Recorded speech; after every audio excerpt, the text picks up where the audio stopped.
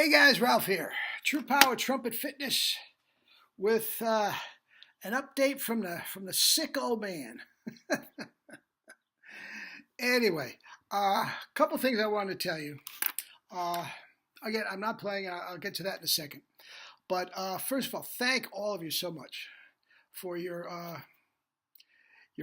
comments on the forum, your emails, your cause for concern, your uh, home remedies. I mean, it was just very, very nice, very heartwarming to hear all the support and to know that I'm not. I'm more to you than just a loud double C. Anyway, uh, very, very nice. But I want you to know I'm taking care of it very well. And the fact of the matter is, I'm no stranger to this. Quite the opposite. This has been a chronic problem with me since I was an infant. I literally was having ear infections since I was born. Uh, just an epidemic. I mean, it was unbelievable. Up until about the time, I'm going to say about 12, uh, it was almost non-stop ear infections. Uh, Now, this is the dark age. This is many years ago, okay? But yeah, antibiotics and this, that, and the other thing. And I was actually one of the first ones to ever get tubes in my ears. Now, I don't know if the kids even do that anymore. I know when I was teaching, and this is going back 25 years, it was epidemic. I mean, a kid would just get a sniffle when they put tubes in their ears. I mean, it's literally a little plastic tube that was put in your ear that helped things drain. And I was one of the first ones to do that. And that helped quite a bit. But the doctors explained to me then, and I don't know how accurate this is. I'm a little skeptical with some of the medical doctors. Some of them, some are brilliant. Some. Anyway, that's for another YouTube channel and another video. But they told me at the time that first of all, when I was very, very young, the eustachian tubes were very, very small, as with any child who's not fully developed yet. They also told me that, and this is the part that I'm not sure how accurate it was and how they got this, that the eustachian tubes were tilted. They were not quite in the right direction in there that they were supposed to be. So whenever I got any sort of congestion, from it could be flu, cold, allergy, right? Whenever it would get caught in those eustachian tubes, the small tilted eustachian tubes, and they didn't drain properly. Now, that's obviously the point. Obviously the point. I mean, that's what happens when you get an ear infection. The infection or the congestion. This wasn't a traditional infection per se. I'm not sick. It gets in those eustachian tubes and it blocks and it hurts. Don't hear well, and also. So, I mean, this has been going on for a long, long time. And I know exactly how to take care of it, how to get it out of my system as quick as I can, and all that sort of thing. And as I got older, and certainly, like they said, the eustachian tubes developed and got bigger, it got less and less. But even right through high school, I was good for 3 or 4 ear infections a year.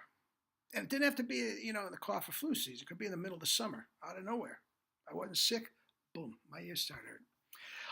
When I moved to New York and started playing professionally, I realized you're on your beeper. You're on call 24/7, and you get a call. I can't begin to tell you how many times Mel Broyles himself would call me, Ralphie, I'm stuck here at the Met. Can you get down to this thing that I was supposed to do? And he could be there. Sure. You got to go. You got to be there in an hour. And I couldn't do that if I was. And once you start telling people no in a freelance situation where everything is just, tied tightly together, when you start telling people no, even though you're sick, you get off the list. Somebody else goes down and does the same job beautifully. And all of a sudden you're inched out. I knew I couldn't have that. That's when I started really, really adamantly getting into health.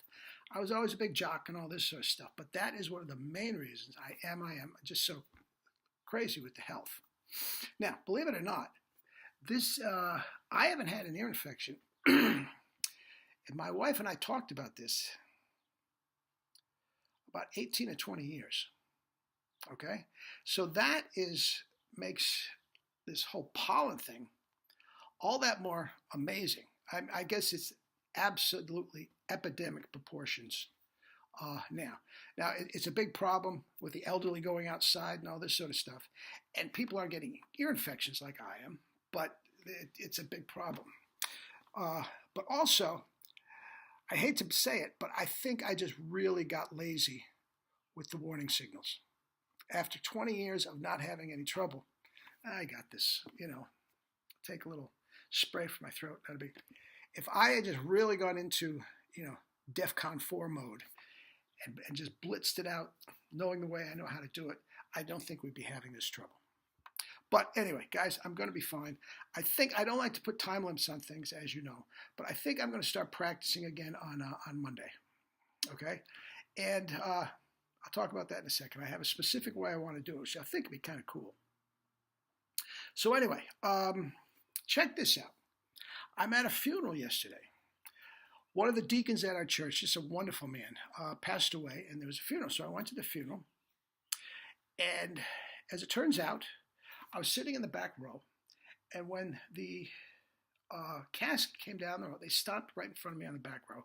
They took the family colors and signs off the casket, and they put an American flag on the casket. I didn't know he was a veteran.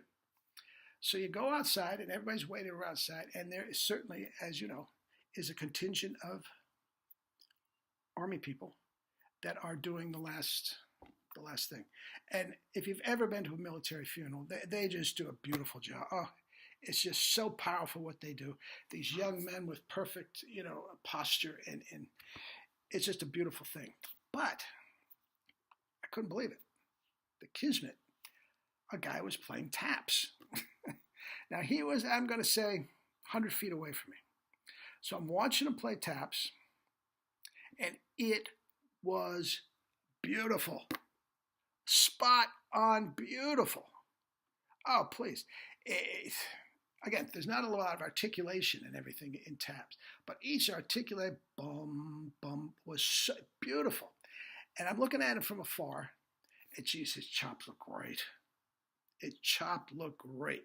So anyway, I go up to him afterwards. I am like I am.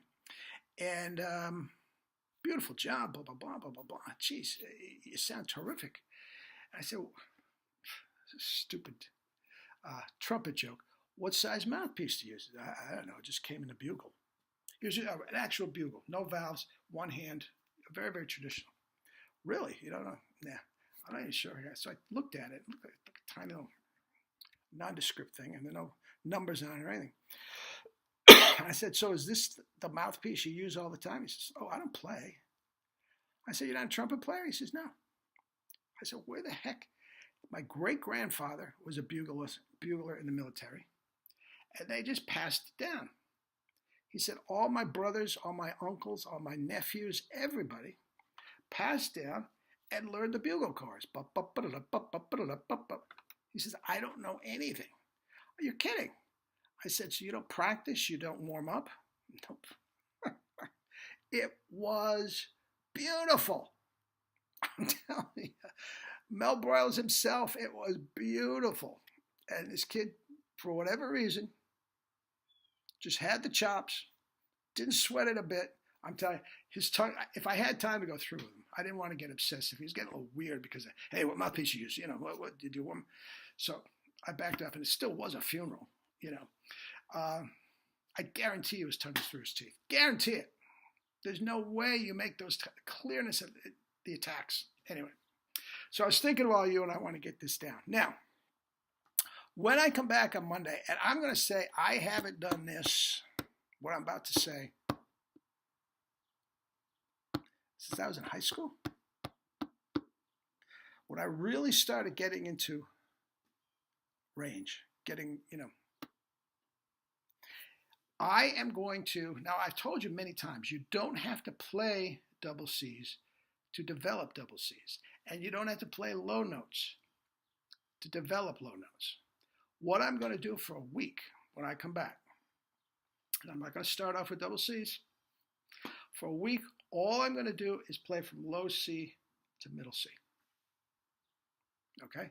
Now, I've already developed the double C. The double C is not going anywhere. I told you I could play it when I was sick. I couldn't even hear if I was doing it. Okay?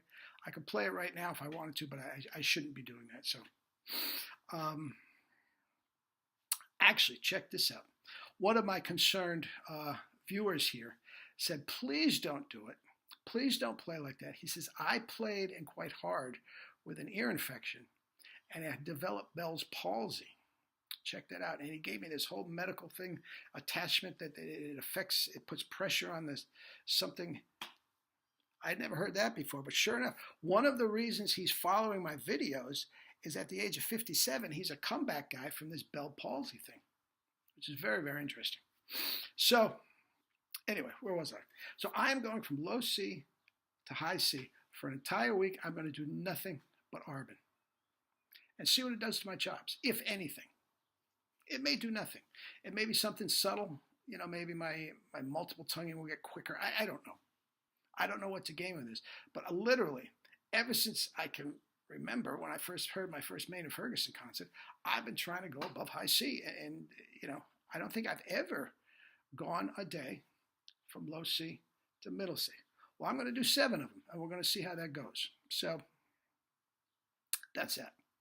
So here's your update. Guys, I hope you can tell I'm doing fine. And that's another thing. I'm not sick.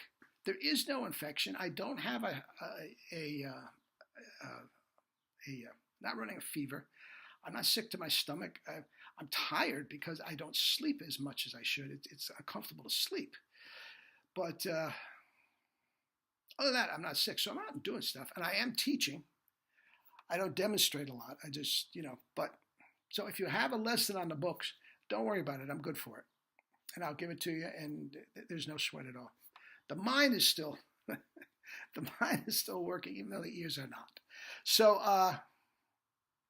that's that. Guys, have a great day.